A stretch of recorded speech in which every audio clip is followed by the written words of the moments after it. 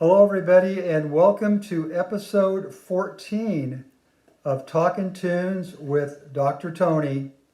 So I'm going to start getting a little bit more controversial with what I have to tell you. I think that may stimulate some really good conversation and maybe generate more comments. And what I have to tell you is something that's really heartfelt. It's not something that I'm just bringing up to play devil's advocate or to take a different position. So today I'm going to start with a video about two bands that drastically changed, and in my opinion they changed for the worst, but you may differ with that opinion. So I'm going to do that today on those two bands, and then the next video I'm going to pick two more bands, so it'll be a total of four, maybe more, but at least four. So let's start off by thinking about this. When we pick a favorite band, it's often related to the first album we hear, even though it may be the second, third, fourth, or even later recording by that band. And a lot of times we don't want that band to change much for their future recordings because we've really learned to appreciate them and enjoy them based on that first album that we listened to, even though it may not have been their first record.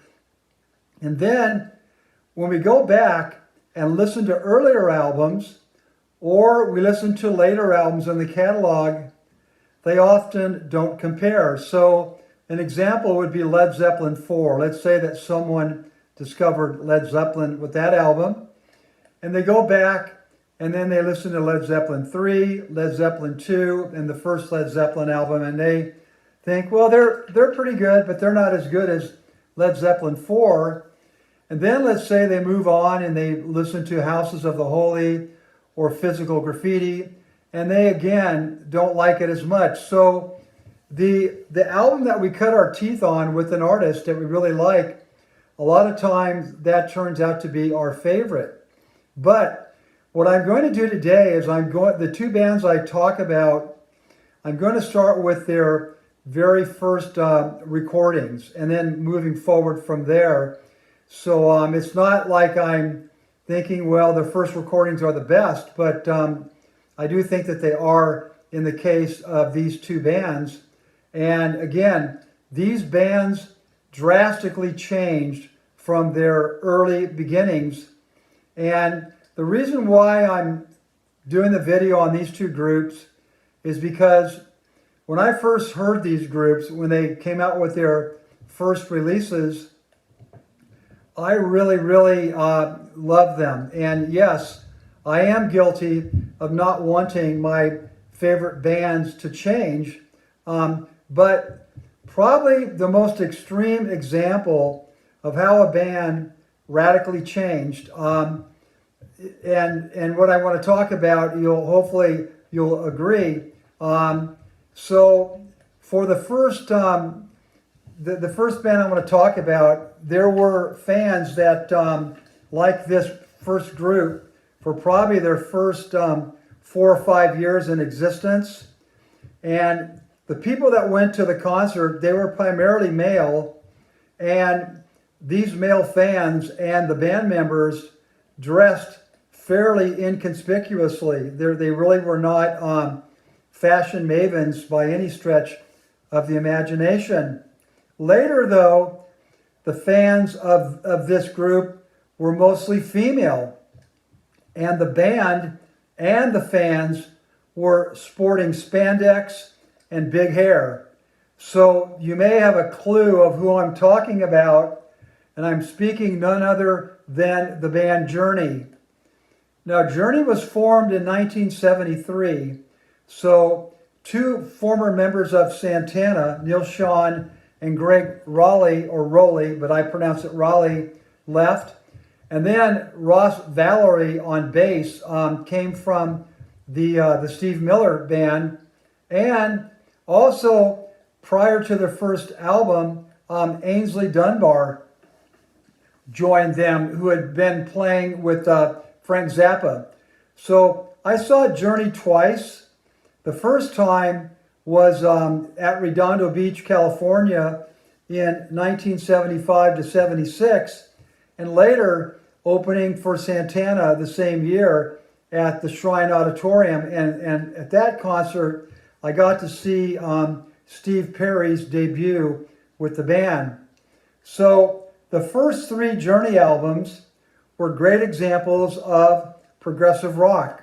So the songs had long guitar solos, and Rate Your Music showed that the first two albums were the highest rated in Journey's discography, which is interesting, but they did not sell at all. And what happened is Journey changed, which is not that surprising because many artists, they will trade their musical integrity for fame and fortune.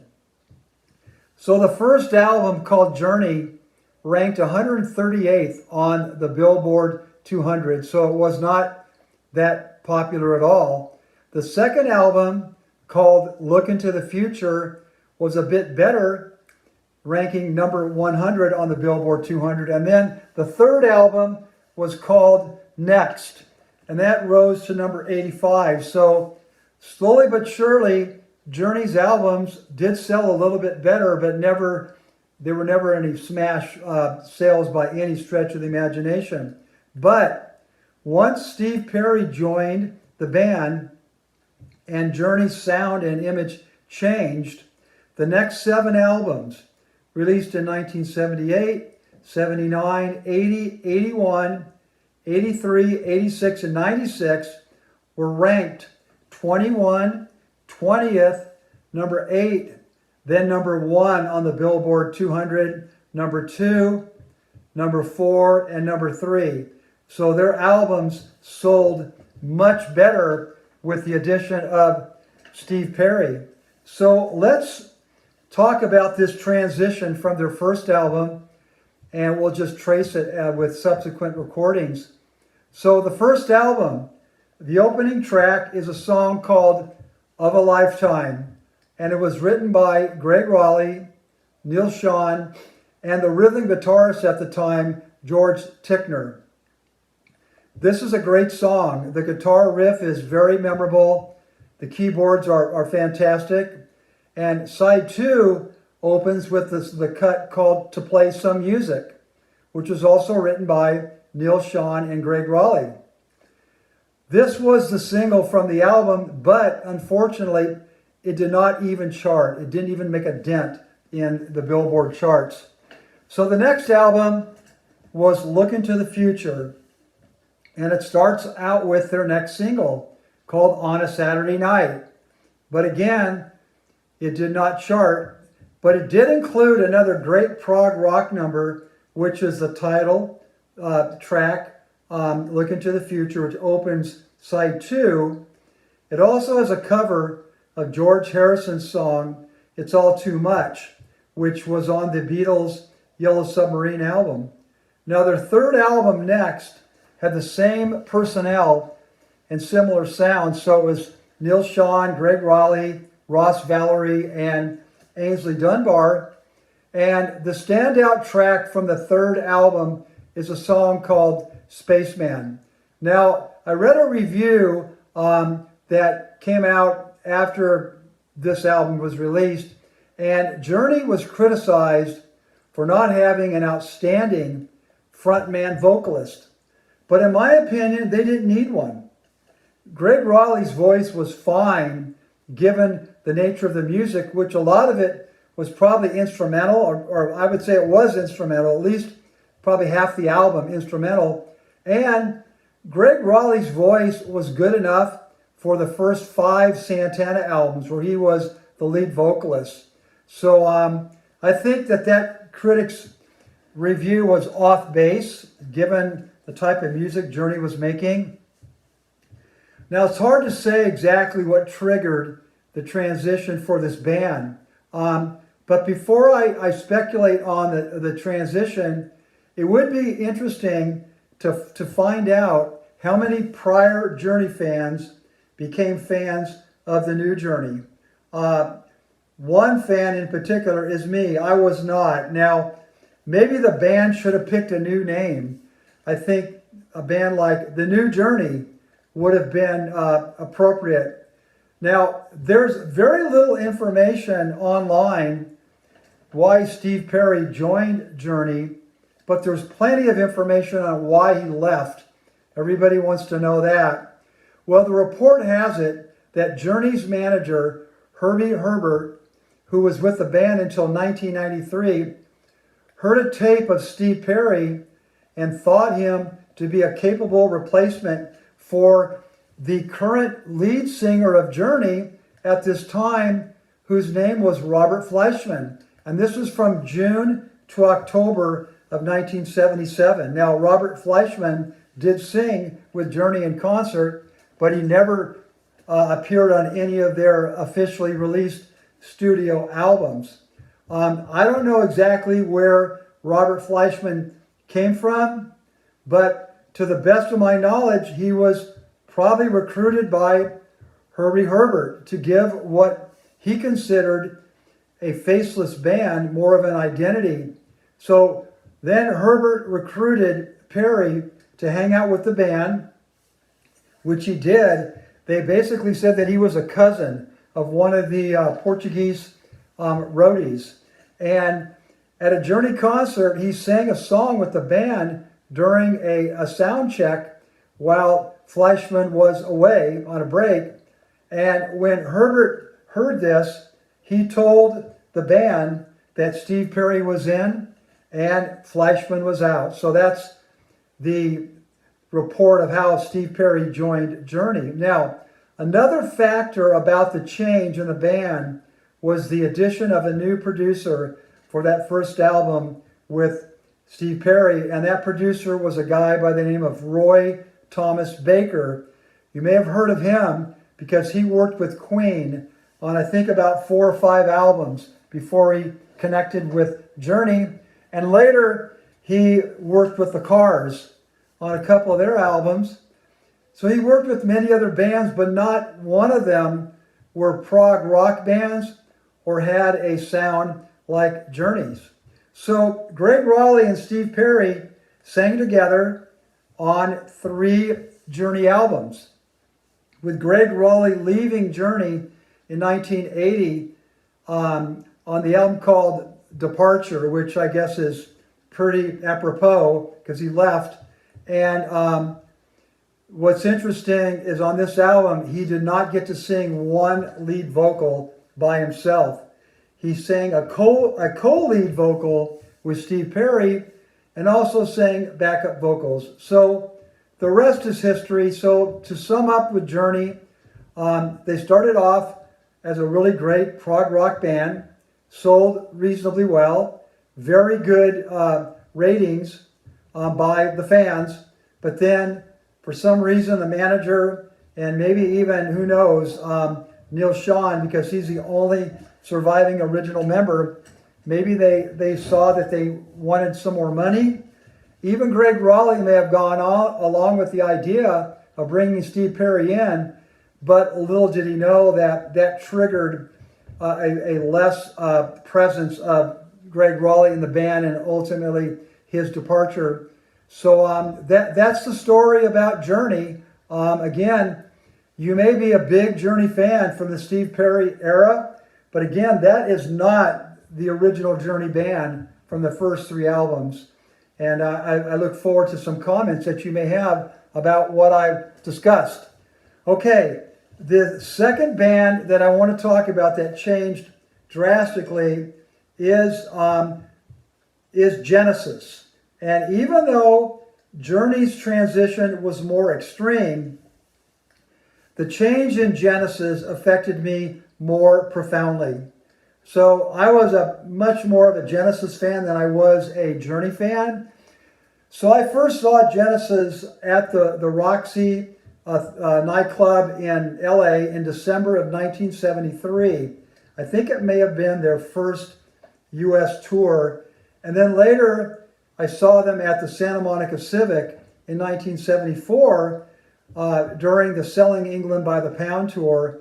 Unfortunately, Peter Gabriel had laryngitis for that concert, so his voice was not in very good shape. Now, I would have saw their next concert, The Lamb Lies Down, on Broadway, but I was in the hospital recuperating, so I missed that show.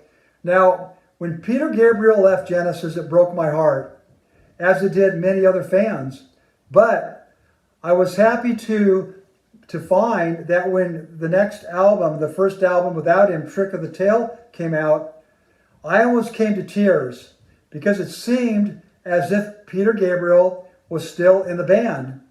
Now, my belief is that his influence on the other members of the band was very profound, especially on that Trick of the Tail album. And Steve Hackett's presence, I think, also contributed to preserving the signature Genesis sound. And another factor was Phil Collins's reluctance to exert his leadership, because he was coming out from behind the drum kit and he was going to be the lead singer, the frontman, for the first time. So I think that those factors led to the overall excellence of this album. Now, the album that followed Trick of the Tail, Wind and Wuthering, was also in the same vein. Not nearly as good, but still quite good. But then Steve Hackett left, and the band slowly became the Phil Collins Show. Although I believe that Tony Banks and Michael Rutherford joined along because, once again, the lure of fame and fortune was just too irresistible. So I don't think that Genesis, unlike Journey, could have continued as before. I think Journey could have. They could have kept Greg Raleigh in there and let Steve Perry sing a few songs, and they would have been perfectly fine. But I don't think Genesis could have continued as before without Peter Gabriel and Steve Hackett. So because of this radical change, I can never objectively evaluate the post-Gabriel Hackett Genesis era, because the band that I loved ceased to exist. So let's take a look at some of those earlier albums. So Foxtrot, Selling England by the Pound, and The Lamb Lies Down on Broadway charted very well in the UK. They charted number 12, number 3, and number 10. But in the United States, Foxtrot did not even break the Billboard 200. But the Selling England by the Pound came in at number 70, and The Lamb Lies Down on Broadway came in at number 41 on the Billboard 200. Now, after Gabriel and Hackett left, we had 5 albums in succession. We had Duke. Well, actually, there was, and then there were 3. But let's just look at Duke, Abacab, the album called Genesis, Invisible Touch, and We Can't Dance. Amazingly, all 5 of those albums were number 1 in the UK charts. And in the United States, they were number 11, number 7, number 9, number 3, number 4 in the Billboard 200. And also during this time, Phil Collins released 5 albums. 4 of them were ranked number 1 in the UK, and the 5th one was number 2. And No Jacket Required was number 1 in the US, and the album, But Seriously, was number 1 in all 10 charts globally tracked. So it's obvious that it was an amazing financial decision for Genesis, because given what they had to work with, and with Gabriel and Hackett's departures, and Phil Collins and Banks Rutherford's talent and ambition, the path was clear. Now, on a positive note, Steve Hackett does the classic Genesis legacy proud, as he is touring and he's doing all the material that he played on which started with Nursery Crime and ended with Wind and Wuthering. So if you have a chance to watch any of those YouTube videos, he does not tour in the US, unfortunately. I've only seen him touring in the UK and Europe, but you could definitely check him out on YouTube. And there is a tribute band called The Musical Box. They are a French-Canadian band. I have had a chance to see them a couple times, and they concentrate primarily on the Peter Gabriel era, although they will play some songs off of Trick of the Tail and Wind and Wuthering. Okay, so this concludes part 1 of this Drastic Change series, and I will continue with part 2 of 2 other bands that experienced a similar fate. So I look forward to what you have to say, and I'm sure that there will be some differences of opinion, so I look forward to those comments. I hope everybody has a great day, and I will talk to you next time. Bye-bye.